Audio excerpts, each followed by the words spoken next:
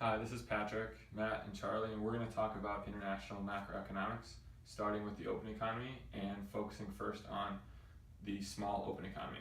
So first off, in terms of a floating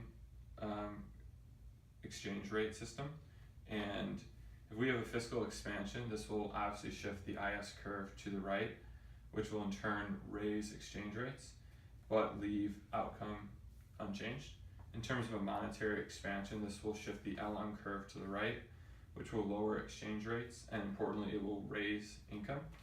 If we focus on a fixed exchange system, a fiscal expansion will shift the IS to the right, which will induce a shift in the LM curve to the right in order to maintain the fixed system, and this will result in an overall shift outward in output. And then in terms of a monetary expansion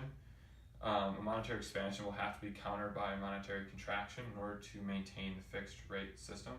So the important differences between a floating and a fixed exchange rate system are that fiscal policy is beneficial under a fixed exchange rate system because it can increase output, but it's useless under floating rates.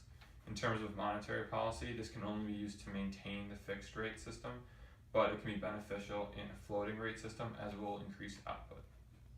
When it comes to a large open economy, fiscal policy is actually beneficial as it can increase output. So fiscal expansion, it shifts the IS curve to the right, which raises the interest rates. Then this is translated to lower net capital outflows, which has an effect on raising the exchange rate and reducing the net exports. And then in terms of a large open economy and monetary policy, this too has a beneficial output as it can increase our output.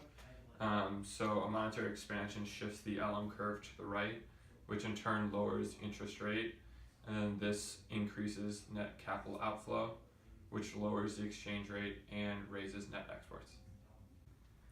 The impossible trinity is a trilemma in international economics that states that it's impossible to have all three of the following things: free capital flows, or absence of capital controls, a fixed exchange rate, and third, an independent monetary policy. In the case of the US, they chose to control free capital flows and independent monetary policy, which means they don't have control over a fixed exchange rate system. So as we look at the exchange rate regime, it means the US is operating under this side, under floating rates. So given their independent monetary policy and free capital flows, they're able to control these other aspects through fiscal monetary import restrictions.